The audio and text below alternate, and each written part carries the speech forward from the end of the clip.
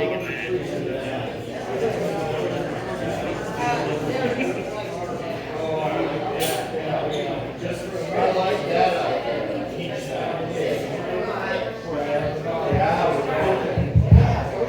hello, hello! Hello, North 40. How's everybody doing tonight? Hey, can we give it up for North 40 for making it 5 years? Those first 5 years of the Harvest. We're so glad they're here.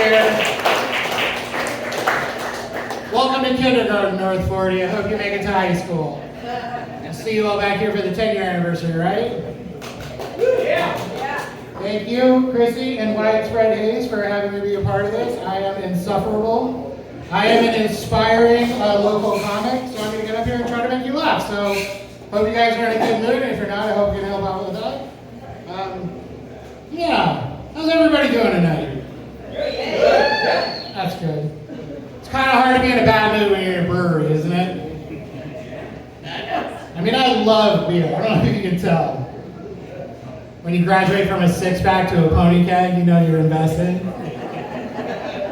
Truth is, I've always liked beer. I was raised Irish Catholic. When my grandmother of my Irish side of my family passed, we were all just devastated by it. We had the cops called on her funeral because we were blocking traffic. Not because we were all shithoused, but because we were all shithoused in the middle of the streets, crying. Like, Mahoney's gone, man! Let us have this! And the cops left us alone. It was amazing. I've liked beer all my life. I actually went to Ireland when I was a kid by myself. Have you guys ever been to Ireland? Nobody? Well, there's 3 stouts on the tap. That's as close as we're going to get tonight, okay? So don't be shy around the stout. Black beer is good for you. I went to Ireland by myself, and I learned I don't like beer as much as Irish people like beer. I mean, I like it a lot. I like it too much, but I don't like it as much as those guys do. They take it to a professional level. I visited a high school in Dublin once. This is not a joke. The high school had a tennis courts, and there was an alleyway that went between tennis courts on either side. And at the end of the driveway, this alleyway, there's a 2-story building with a patio that all the parents could go and watch the kids play tennis. It's just a high school, no big deal. But this probably 100-yard alleyway was literally lined with empty kegs from the clubhouse at the end of the alleyway. They drank more beer in the high school than they did in the pubs. It was remarkable. And it was so much fun. If you've never watched children playing tennis with double vision, you haven't lived. Go to Ireland. It's a lot of fun. Aaron Gobrock, Sláinte. Is anyone drinking stout tonight? Who's drinking stout tonight? That's what's up. That's a good lady right there. I like stout so much I became stout. Oh, you like beer? That's cute. Have you ever let it transcend your body type? I have. It's definitely why I'm big.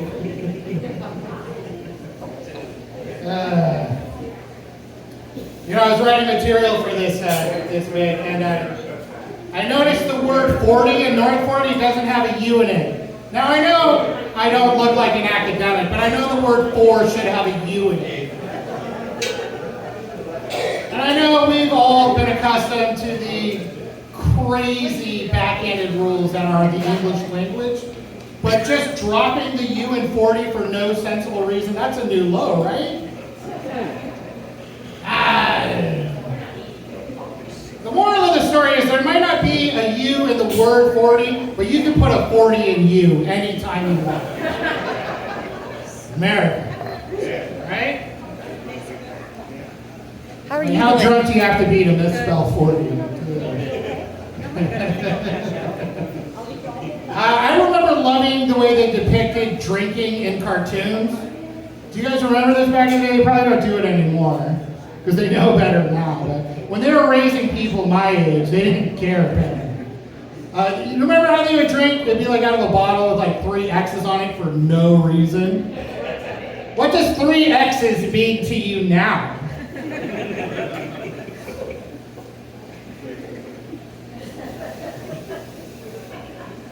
And how did people people behave when they were drinking in cartoons? Do you remember? They all got hiccups. And when they would hiccup, they would belch huge bubbles. Do you remember this? Am I the only one? Are you all 12? I can see you guys. You are not 12. You're much closer in age. That's awesome. But imagine if how they depicted drinking cartoons was real. What a nightmare going to a pub would be. Just bubbles of belches floating everywhere. Stomach acid and fumes, just everything wet and sticky all the time. It's not like that. It's kind of like that, but it's not like that. I mean, it's clean here. North Florida, it's a good place. I just love how comically wrong cartoons got even the most innocuous details like that. Like, I thought pianos falling on my head would be a much bigger danger in my adult life than it actually is. Literally hasn't come up once. Does anyone in here know anyone who's died from a piano-related accident?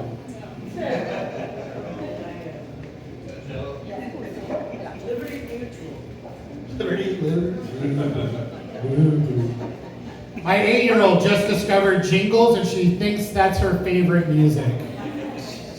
And you want to love your kids and you never want to be annoyed by them, but it's pretty hard when you hear the O'Reilly tune for the 14th time in a row. We gotta get Katy Perry in here or something. We gotta get him up. We're gonna pull this car over. It's like, kill us. I love drinking, went to Ireland, love going to breweries. I found out that it takes a lot more to get a guy my size drunk. Has anyone else noticed this phenomenon with anyone else, the physics of being intoxicated? Not recently, it takes a lot longer for us to get there, but I think we hit being drunk harder for it.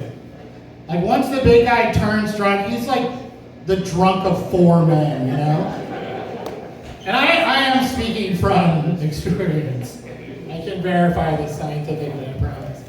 So I found out that even like when normal people get too drunk and you get what's called double vision, you know what I'm talking about? Bigger guys get like triple XL vision. Like we really don't know what's going on anymore. I'm up to 4X right now. No intention to diet whatsoever. Does anyone like day drinking? Yeah. Has anyone in here been day drinking today? I find morning alcohol to be really kind of quizzical. Like I love a Bloody Mary. Who likes Bloody Marys? Woo! Love a Bloody Mary. I love it spicy too. I really want to pay for it later in the day. 2 other really commonplace morning drinks I find so crazy, so different. Like mimosas. Mimosas are so fun. Bubblies with vitamin C, that's so cool. It's healthy that way. It's good for you, have another. Sharon's wasted. And screwdrivers. Screwdrivers are like what you would use as a prison shiv. Like that's not welcome at all. A mimosa, if it was a person, it would be somebody who like woke up early and like washed their face. And a screwdriver is somebody who doesn't know where all their teeth are.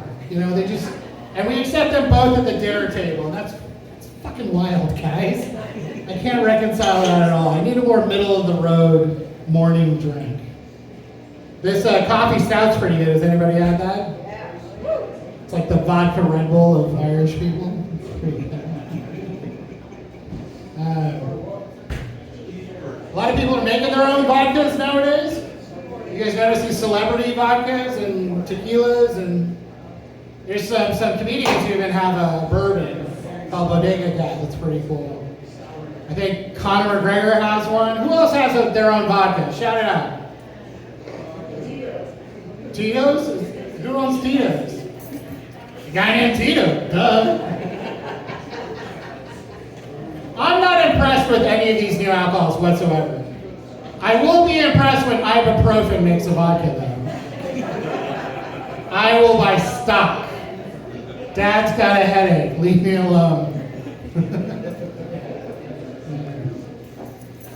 Yeah. I'm going to be north of 40 soon. I'm 40 years old right now. I'm going to turn 41 next month. Is anyone else in here north of 40 themselves? Impressed you guys had that much energy. That's amazing. I mean, it's almost 7 o'clock on a Friday. Good for you. Woo!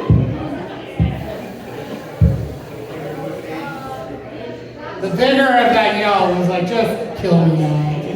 I'm done. We go home yet.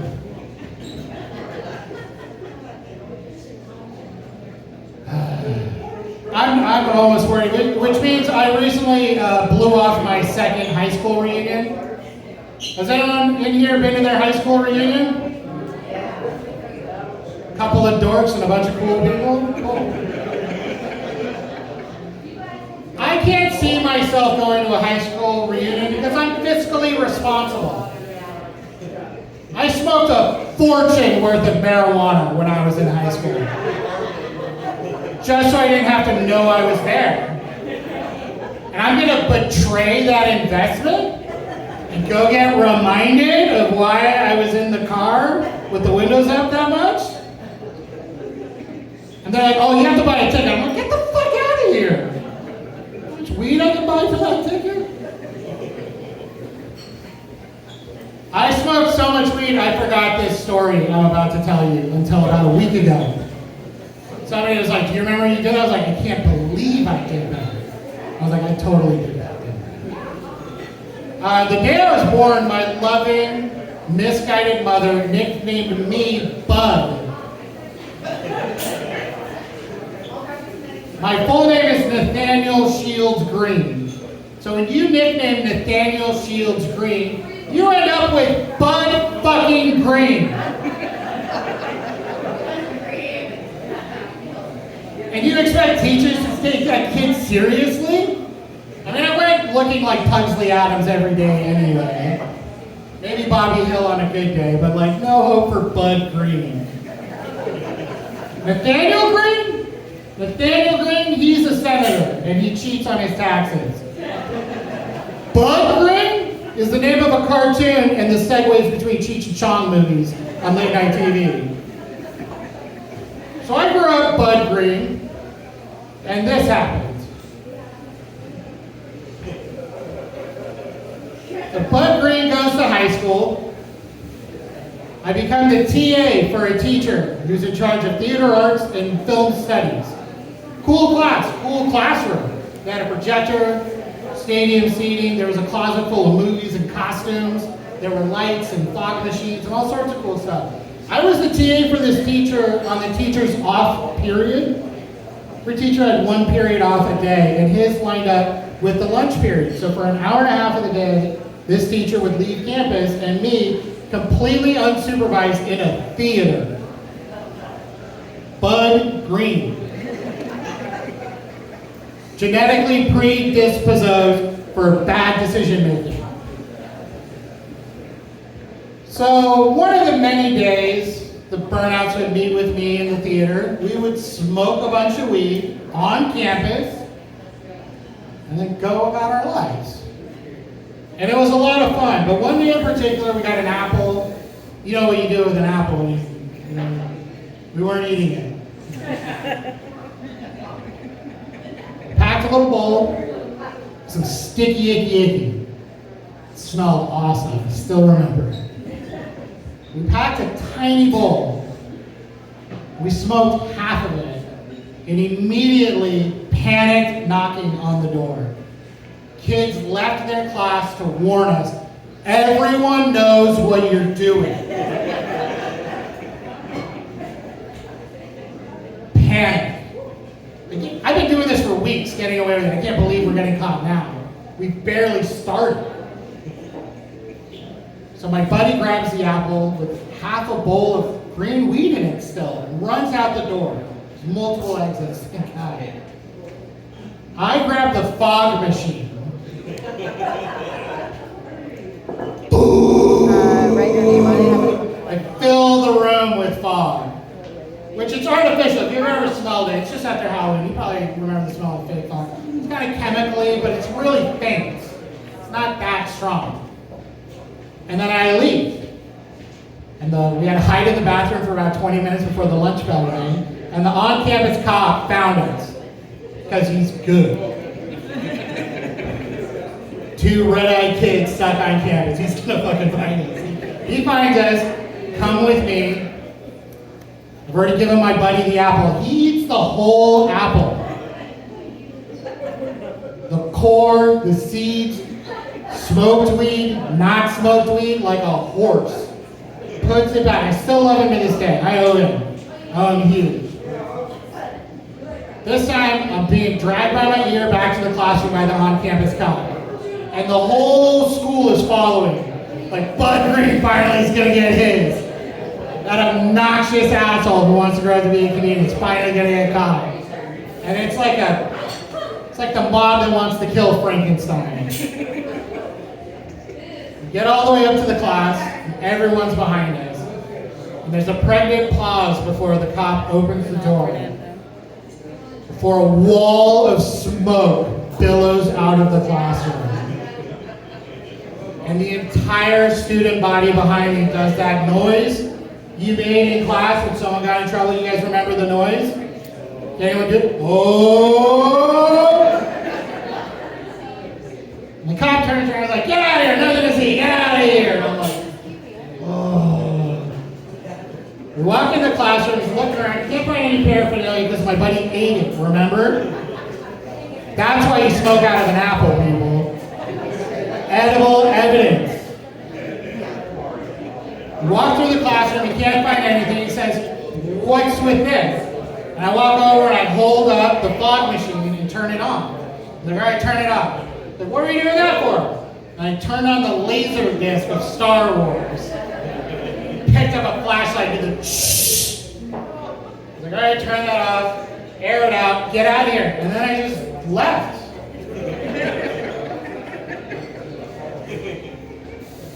And when you get away with shit like that as a kid, you turn into an underwhelming adult. You convince people to listen to you on stage with a microphone. I swear my parents are good people. They don't even swear, they don't drink. They're good people. They raised 3 really great daughters. And I'm not one of them. But years later, out of nowhere, I think we were even watching a movie. My dad, who never approved of my drug lifestyle, looking at the TV, nothing funny is happening, and he just starts to chuckle. I'm like, Dad, what are you laughing about? And without looking at me, he just goes, fog machine.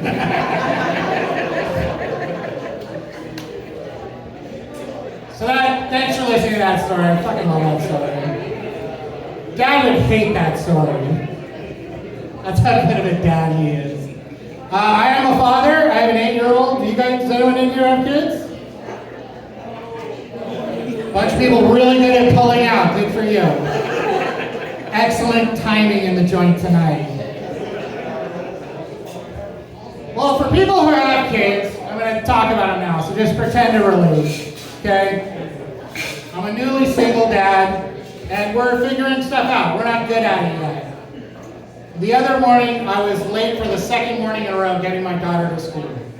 And without fail, no matter how much I ride her and try to get her ready for school, without fail, it's like, it's time to get in the car, we have to go to school right now. She'll be like, I forgot to change my underwear. I have to get completely naked and start all over right now. Which I'm explaining to her in the car, that's the moment we're late. That's the moment we were late, right then. Instead of doing that the 40 times I asked you if we were ready before, we did it then. And she starts to apologize to me, and my heart breaks. I'm like, honey, you're 8. You don't have anything to apologize to me for. I'm the adult. I'm responsible. It's my fault. If you're late, it's because I let you be late. And I told her, it's a funny thing about getting good at anything. And this is true throughout your life, throughout anything you pursue. You have to be bad at it. And that's what I'm doing right now. You gotta be bad at it.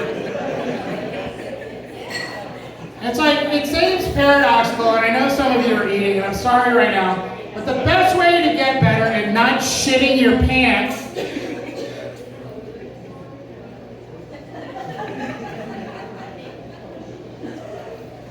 you're gonna actually have to shit your pants.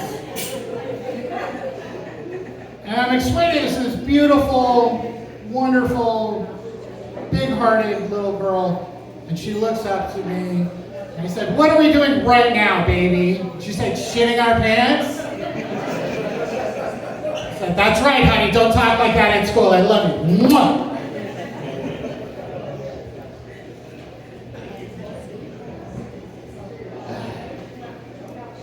So it shouldn't surprise you that I've got my own take on parenting. She loves that I do comedy. She likes to come to shows. I have to completely make up material when she's there because nothing I want to talk about is appropriate for an 8-year-old. But as she wrote a joke recently, and I told it on stage, and I passed it off as my own. Like, I told the joke that she wrote it. But I told her, "That's not right, baby. I stole your material. That's your intellectual property right. I didn't think of that. You thought of that. There was nothing there, you made something there, and I took it without your permission or compensation. And that's not right, and I would like to buy that joke from you. What do you think, honey, would be fair compensation for me to pay you to use your one joke in my act?" And this is this 8-year-old's opening gambit, her negotiation for one joke. How about $3 from every person who hears it?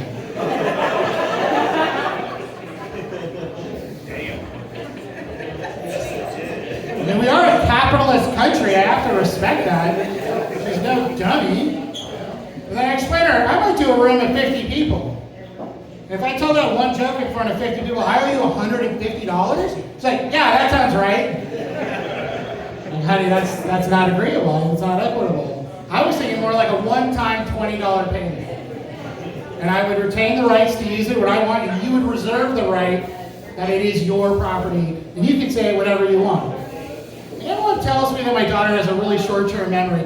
She negotiated for 3 months with me over the price of this one joke. And finally she wanted some stuffed animal, and she broke down. She's like, "How about $30?" I was like, "Here's your $30, you damn bugger." But I'd like to tell you this joke. Would any of you like to hear my 8-year-old daughter's first joke? Yeah. She went like this. She took her fist out with her middle finger up, and she went, "Dad, what's that called?" I went, "I don't know, honey. What's that called?" She said, "A fuck you detector."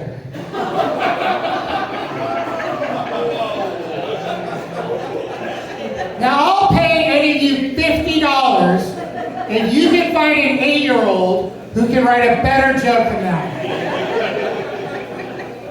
Give it up for my daughter. Come on, she's not here. Come on.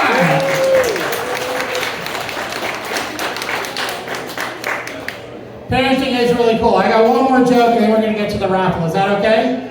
Is that okay? One more joke and then the raffle?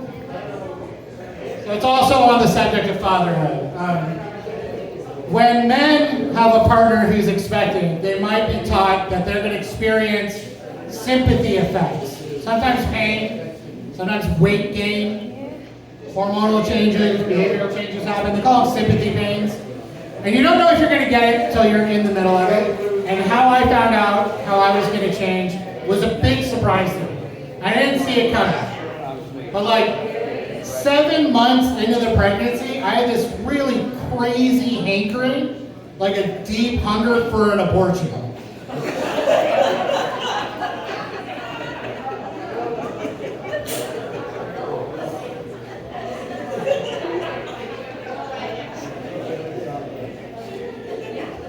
That's my first set. We're going to have the band, the great band Wyatt Strong Ace coming with.